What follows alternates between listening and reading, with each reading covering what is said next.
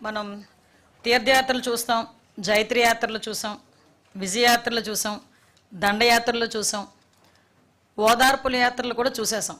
ఆఖరికి ఇప్పుడు జగన్మోహన్ రెడ్డి గారి తాలూకా జైలు యాత్రలు కూడా మనం చూసే పరిస్థితి ఈరోజు కనిపిస్తూ ఉంది.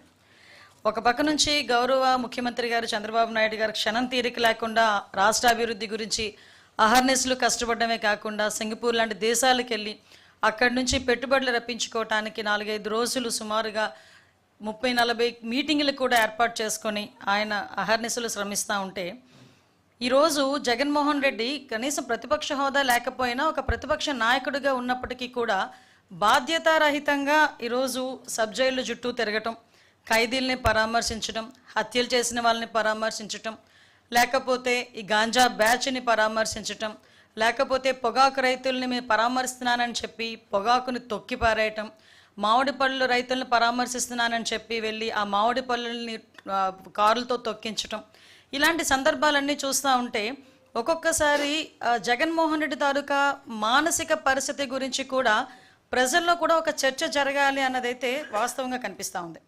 ఎందుకంటే ఇప్పుడు మనం చూసేసరికి సాధారణంగా అండి, పబ్లిక్లో ఎవరైనా మహిళల మీద నీచాతినీచంగా మాట్లాడిన నేతలపై అతను ముఖ్యమంత్రిగా ఉండేటప్పుడు ఏ రోజు కూడా చర్యలు తీసుకోలేదు. పైగా అతను కూడా వెకిలిగా నవ్వే పరిస్థితులు కూడా కనిపించినాయి. సాక్షాత్తు అసెంబ్లీ సాక్షిగా నారా భువనమ్మని గురించి నోటికొచ్చినట్టు మాట్లాడినప్పుడు కానీ, ఇతర మహిళల గురించి నోటికొచ్చినప్పుడు మాట్లాడినప్పుడు కానీ ఎక్కడా కూడా ఇది ఎందుకు మాట్లాడారు అన్నది ఖండించపోవడం, పైగా వాడిని ప్రోత్సహించే పరిస్థితుల్లో ఆ రోజు ఉన్నాడు. ఈరోజు ప్రతిపక్షంలోకి వచ్చిన తర్వాత కూడా ఈరోజు కూడా అదే ధోరణి కొనసాగించడం అన్నది చూస్తూ ఉంటే నిజంగా చాలా బాధ అనిపిస్తూ ఉంది. దీంట్లో ఈ వైసీపీ పార్టీ వాళ్ళకి మహిళల మీద ఒక చులకన భావానికి ఇది ఒక నిదర్శనంగా మనం భావించే పరిస్థితులు అయితే కనిపిస్తున్నాయి. ఎస్పెషల్లీ మనం చూసుకుంటేనండి, ఈరోజు పబ్లిక్లో మీ అందరూ కూడా చూశారు, ఈరోజు జగన్మోహన్ రెడ్డి తాలూకా యాత్రను కూడా చూశారు. అంటే ఒక ప్రజాస్వామ్యంలో ఉన్నాడు, 5 సంవత్సరాలు ముఖ్యమంత్రి చేశాడు. అదేవిధంగా 5 సంవత్సరాలు ముఖ్యమంత్రి కాకుండా ఇంతకుముందు 20 సంవత్సరాల నుంచి రాజకీయాల్లో ఉన్నాడు. అటువంటి ఒక నాయకుడు వరుసకి చెల్లి అయ్యే ఒక మహిళ గురించి నీచంగా వ్యక్తిత్వ హననం చేసేటట్టుగా, కనీసం సమాజం హర్షించకుండా ఉండేటట్టుగా అలాంటి మాటలు మాట్లాడినప్పుడు అలాంటి వ్యక్తిని పరామర్శించడానికి జగన్మోహన్ రెడ్డి వెళ్ళాడు అంటేనే నిజంగా చాలా జుగుప్సాకరంగా ఉందండి. ఎందుకంటే మాట చెప్తున్నా అంటే నీకు ఆ నేత మీద నీకు ఒక టైప్ ఆఫ్ అభిమానం ఉండొచ్చు, లేదు మీ నేత అని చెప్పి ఒక అండదండలుగా ఉండాలి అని అనుకోవచ్చు. కానీ నువ్వు బయటకు వచ్చి ఎవరిని పరామర్శిస్తున్నావు అన్న సంగతి ప్రజలు కూడా గమనిస్తున్నారనేది మినిమం కామన్ సెన్స్ లేకుండా ఈరోజు జగన్మోహన్ రెడ్డి బిహేవ్ చేయటం క్లియర్గా చూస్తానండి. ఒక్కసారి మనం అందరం కూడా చూసుకుంటే ప్రసన్న కుమార్ రెడ్డి ఈరోజు జగన్మోహన్ రెడ్డి పరామర్శించడానికి వచ్చిన నేతల్లో ప్రసన్న కుమార్ రెడ్డి ఇంటిని ఎలాగైతే ధ్వంసం చేశారని చూడటానికి వెళ్ళాను అన్నాడు.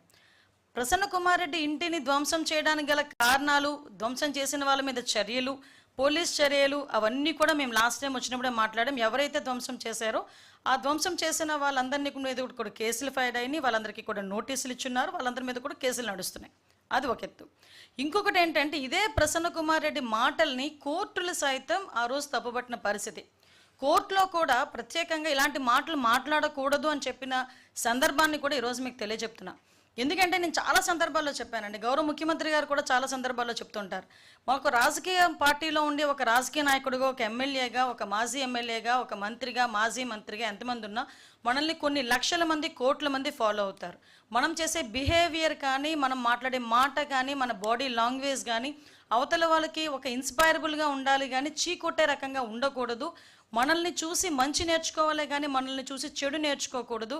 మనల్ని చూసి ఒకరికి ఆదర్శంగా నిలబడాలి అని అనిపించుకోవాలి కానీ ఒకరిని చూసి ఇలా మాత్రం ఉండకూడదు అనిపించుకోకూడదు అనే సందర్భం చాలా సందర్భాల్లో చెప్తుంటారు.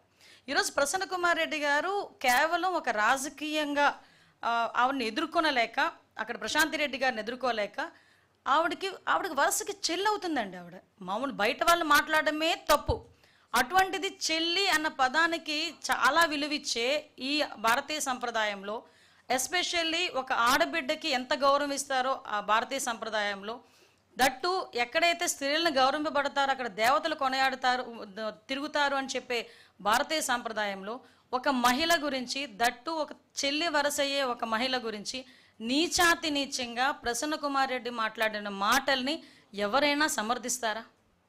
సమర్థించే పరిస్థితులు ఏదైనా ఉన్నాయా? అంటే ఈరోజు ప్రసన్న కుమార్ రెడ్డి ఇంటికి జగన్మోహన్ రెడ్డి వెళ్ళి పరామర్శించాడు అంటే ప్రసన్న కుమార్ రెడ్డి మాటల్ని జగన్మోహన్ రెడ్డి సమర్థిస్తున్నాడా? ఇదేనా మహిళల పట్ల జగన్మోహన్ రెడ్డికి ఉన్న చిత్తశుద్ధి? మహిళల పట్ల ఉన్న గౌరవం ఇదేనా? మాట్లాడితే నా అక్క చెల్లెములు అని చెప్పి ఊదరగొట్టాడు కదా.